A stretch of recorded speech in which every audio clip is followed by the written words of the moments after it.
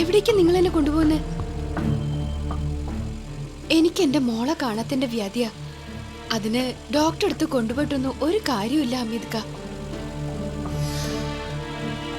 എന്തായാലും ഇറങ്ങിയതല്ലേ, ഇനി നീ ഒന്നും മിണ്ടാതിരിക്കെ. നമ്മൾ വേഗം തന്നെ തിരിച്ചു പോരില്ലേ? തിരിച്ചു പോരണമെന്നില്ല. എവിടെയെങ്കിലും ഒന്ന് തീർന്നു കിട്ടിയാൽ മതി ഈ ജന്മം.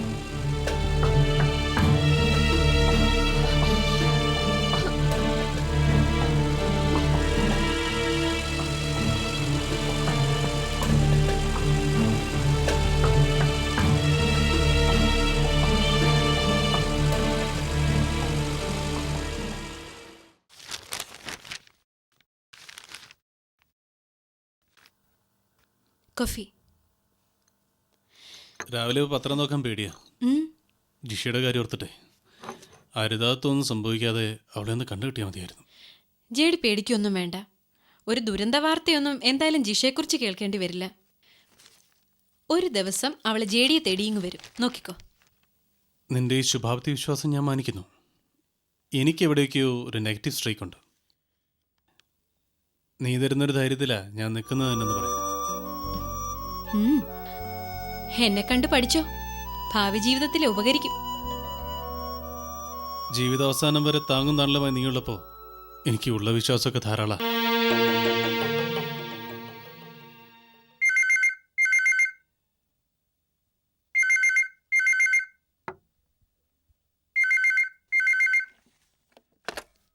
ഹലോ. ഓ, പറയൂ.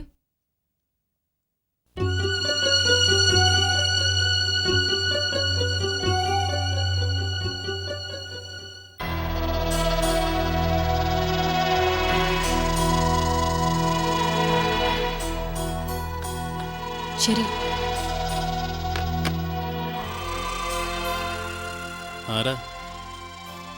എന്താ പെട്ടെന്ന് അപ്സെറ്റായി?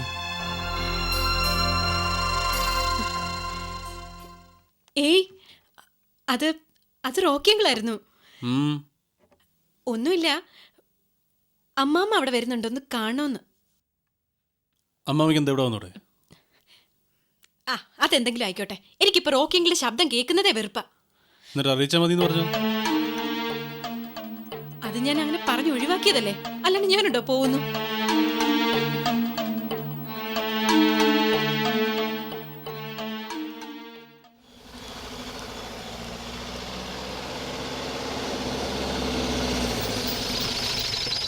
ഇത് ജനറൽ ഹോസ്പിറ്റൽ അല്ലേ? ഇവിടെ എന്തിനാ വന്നേ? ഇവിടെയുള്ള ഡോക്ടർ അല്ലല്ലോ എന്നെ കാണിച്ചേ. നീ എന്തല്ലേ ഒന്നും പറയാത്തേ? ഞാൻ പറയാൻ പോകുന്ന കാര്യം നീ വളരെ ശാന്തമായിട്ട് കേൾക്കണം. നമ്മളിവിടെ വന്നത് നിന്നെ ഡോക്ടറെ കാണിക്കാനൊന്നുമല്ല. പിന്നെ ഒരു സംശയം തീർക്കാനാണ്. എന്ത് സംശയം? അത് ജയമോളെ പോലെ തന്നെ കാണാതായ വേറെയും ചില കുട്ടികളുടെ രക്ഷിതാക്കൾ വരുന്നുണ്ട്. ആ കൂട്ടത്തിൽ നമ്മളും കൂടി കുട്ടിയുടെ ബോഡി കണ്ട് അത് ജയമോളല്ലെന്ന് ഉറപ്പുവരുത്തണം.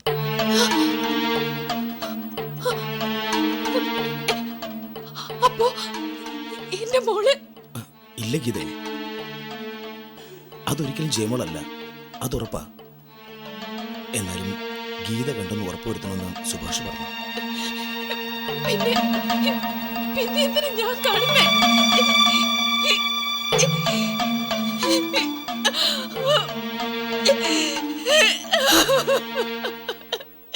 എന്റെ മോള്. ഗീതേ, നീ വെറുതെ ഒന്നും മനസ്സിൽ വെക്കല്ലേ. ജയമോളല്ലെന്ന് ഹമീദയ്ക്ക് ഉറപ്പുണ്ടല്ലോ, പിന്നെന്താ? അതെ ഗീതേ, നീ അങ്ങനെ ഒരു കാര്യത്തെക്കുറിച്ച് ചിന്തിക്കേ വേണ്ട. പോലീസ് പറഞ്ഞ സ്ഥിതിക്ക് വെറുതെ ഒന്ന് കണ്ടിട്ടെങ്കിൽ പോരാ.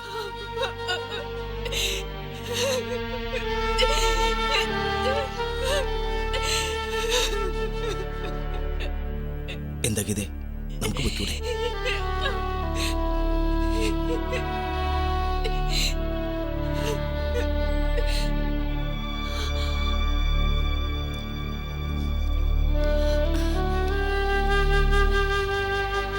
ഗീതേ, ഗീതേ, നീ എന്തെങ്കിലും ഒന്ന് പറ.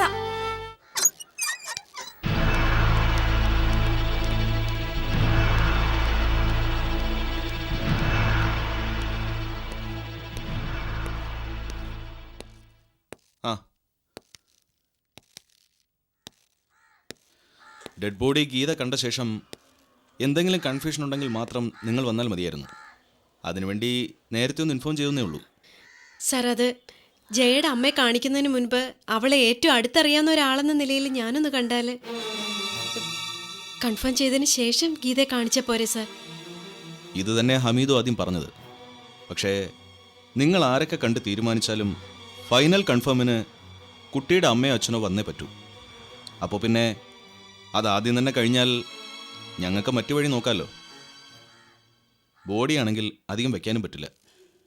സാർ, ഇത് ജയയാണെന്നുള്ളത് വെറും ഒരു സംശയം മാത്രമല്ലേ ഉള്ളൂ? അതെ, നമ്മുടെ സ്റ്റേറ്റിൽ കഴിഞ്ഞ 3 മാസത്തിനുള്ളിൽ 15-നും 18-നും ഇടയ്ക്ക് പ്രായമുള്ള 9 പെൺകുട്ടികളുടെ മിസ്സിംഗ് കേസുകൾ രജിസ്റ്റർ ചെയ്തിട്ടുണ്ട്. ഈ കുട്ടികളുടെയൊക്കെ രക്ഷിതാക്കൾക്ക് ഡെഡ് ബോഡി വന്ന് കാണാനുള്ള മെസ്സേജ് നൽകിയിട്ടുണ്ട്. ഏറ്റവും ആദ്യം വന്ന് കാണുന്നത് ഗീതയാണെന്ന് മാത്രം. ഇനി അഥവാ കുട്ടി അവരുടെ തന്നെയാണെങ്കിൽ ബാക്കിയുള്ളവർ വന്ന് കാണണമെന്നില്ലല്ലോ. നോ സർ, അതൊരിക്കലും ജയ ആവില്ല. ആവാതിരിക്കട്ടെ, അത് ഗീത തന്നെ വന്ന് ഉറപ്പാക്കണമെന്നാ ഞാൻ പറഞ്ഞു വന്നത്.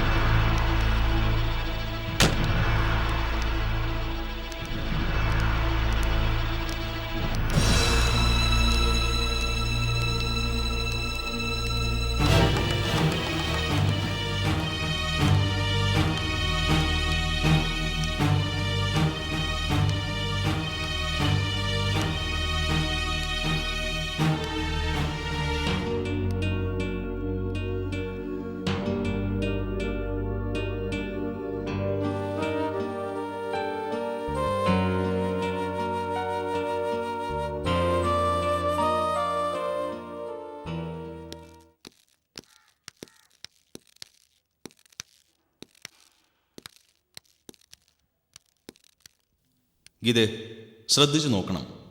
നമുക്ക് വേണ്ടത് ഇത് ജയമോളല്ലെന്ന് ഉറപ്പുവരുത്തുകയാണ്. മുഖം വ്യക്തമല്ല, അതുകൊണ്ട് കാൽപാദം മുതൽ ശ്രദ്ധിക്കണം. നിങ്ങളും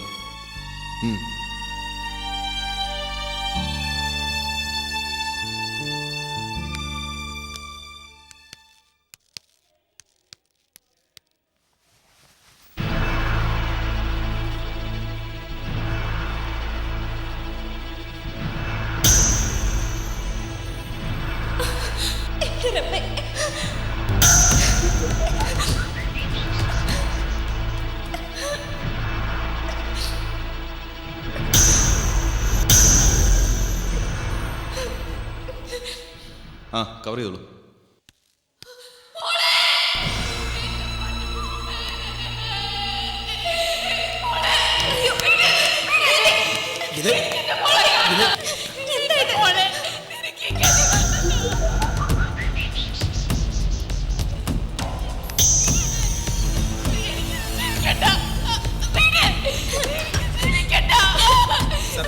അമീത്, എങ്ങനെയെങ്കിലും ഒരു പുറത്തേക്ക് കൊണ്ടുവന്നു.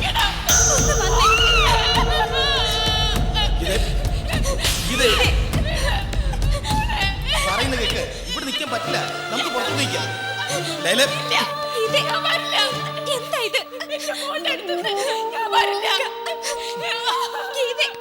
ഇത് പറയുന്ന കേക്ക്,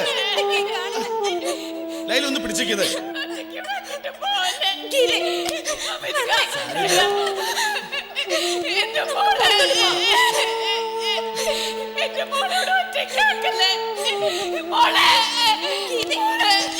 നോക്കി നിൽക്കാൻ പിടിക്കുന്നത്.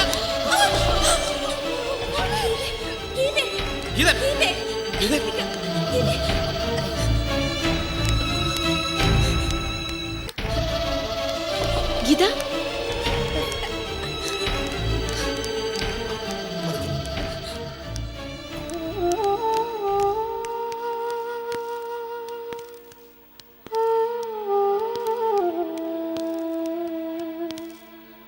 ഹമീദ് പൊയ്ക്കോളൂ. ചില ഫോർമാലിറ്റീസോട് ബാക്കിയുണ്ട്. ഞാൻ കുറച്ച് സമയം ഇവിടെ ഉണ്ടാവും. ഗീത അഡ്മിറ്റ് ചെയ്ത ശേഷം വന്നാൽ മതി. സാർ, ആ, ബോഡി ജയയുടേതാണെന്ന് ഗീത കൺഫേം ചെയ്തു. അവരുടെ അവസ്ഥ ഉണ്ടല്ലോ, അതുകൊണ്ട് മറ്റ് നടപടികൾക്കൊക്കെ ജയയുടെ അച്ഛനായ JD ഉൾപ്പെടുത്തേണ്ടി വരും. ഇല്ല, അത് ജയ ആയിരിക്കില്ല. അവള് മരിച്ചിട്ടില്ല, മരിക്കില്ല.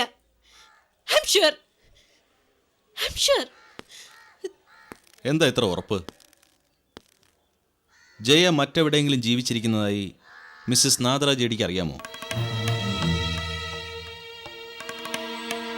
അതല്ല സർ, ജയ സ്വന്തം മകളാണെന്നുള്ള സത്യം അവളുടെ മരണവാർത്തയിലൂടെ അറിയാൻ മാത്രം പാപമൊന്നും ജേഡ് ചെയ്തിട്ടില്ല. JDയെ അത് അറിയിക്കാനുള്ള യോഗം മറ്റാർക്കെങ്കിലും ഉണ്ടായാലും മതിയല്ലോ. ഇല്ല, എന്നെയാണ് സാർ ഉദ്ദേശിച്ചെങ്കിൽ ഞാനും അത്ര പാപിയല്ല. അതൊക്കെ നിങ്ങളുടെ വിശ്വാസം. പക്ഷേ ഞങ്ങൾക്ക് JDയെ വിവരം അറിയിച്ചേ പറ്റൂ.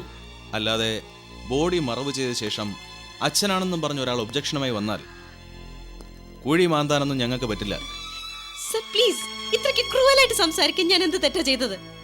ഇത്രയൊക്കെ ആയിട്ടും JDയെ സത്യം അറിയിക്കാൻ നിങ്ങൾ ഭയപ്പെടുന്നതിൽ എനിക്ക് സംശയമുണ്ട്.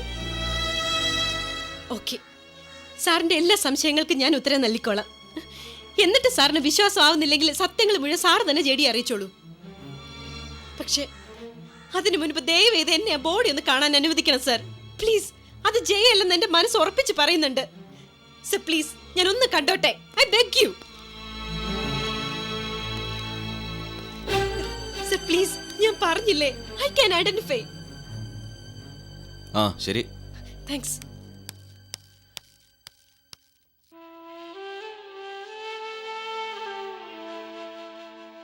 എന്നാലും ഇങ്ങനൊരവസ്ഥ വന്നല്ലോ ദൈവമേ. ഇതിന് മാത്രം എന്ത് പാപം ഞങ്ങളൊക്കെ ചെയ്തേ. സങ്കടങ്ങൾ മുഴുവൻ ഒരാളുടെ തലയിൽ കെട്ടിവെക്കുന്നത് പഠിച്ചൊരു രസം മണിയെടുത്തി. അല്ലെങ്കിൽ പാവത്തിന് ഇങ്ങനൊരു ഗതി വരുമോ? മോളുടെ ബാക്കി കാര്യങ്ങളൊക്കെ എങ്ങനെയല്ലേ? ഹമീദ് എന്തെങ്കിലും പറഞ്ഞു? പോലീസ് നടപടിയും പോസ്റ്റ്മോർട്ടം ഒക്കെ കഴിയുമ്പോഴേക്കും ഡോക്ടറോട് ചോദിച്ചിട്ട് ഗീതയെ നമ്മൾ വീട്ടിലെത്തിച്ചാൽ മാത്രം മതി. ബാക്കി ഏർപ്പാടെല്ലാം ഹമീദിക്ക് ചെയ്തോളും. ഒരു വെളിപ്പാടകലെ മോളുടെ സ്വന്തം അച്ഛനുണ്ടായിട്ട് ഹമീദ് ഇതൊക്കെ ചെയ്യുന്നതെന്ന് ഓർക്കണം. ജയദേവനെ അറിയിക്കണ്ടേ ലൈലേ? ഞങ്ങളിവിടെ എത്തുമ്പോൾ മോർച്ചറിക്കടുത്ത് നാദർ നിൽപ്പുണ്ടായിരുന്നു. ഇതുവരെ ഇങ്ങോട്ട് കണ്ടില്ലല്ലോ. എനിക്ക് തോന്നുന്നത് ജയദേവനെ വിവരം അറിയിക്കാൻ പോയിട്ടുണ്ടാവുന്ന.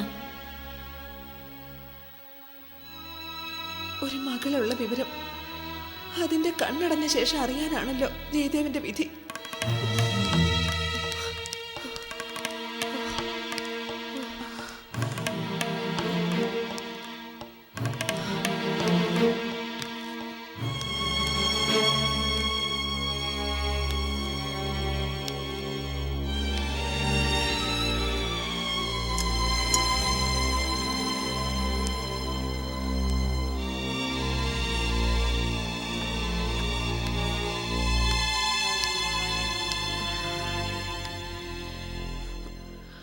നാദരെ, ജയദേവനെ അറിയിച്ചില്ലേ? ഇല്ല എടുത്തി. ഒരു മകളുള്ള കാര്യവും അവൾ മരിച്ചു എന്ന വിവരവും ഒരുമിച്ച് അറിയേണ്ട ഗതികേട് ജേഡിക്കും. അതറിയിക്കേണ്ട ഗതികേട് എനിക്കും ദൈവം വരുത്തിയില്ല. അപ്പോ മോർച്ചറി കിടക്കുന്ന ജയമോളെ നീ കണ്ടില്ലേ? ഇല്ല, മോർച്ചറി കിടക്കുന്ന ബോഡി കണ്ടു, പക്ഷെ ജയമോളെ കണ്ടില്ല. അല്ല മണിയെടുത്തി, ആ ഡെഡ് ബോഡി ജയമോടേതല്ല. നീ എന്താ നാദരെ ഈ പറയുന്നേ?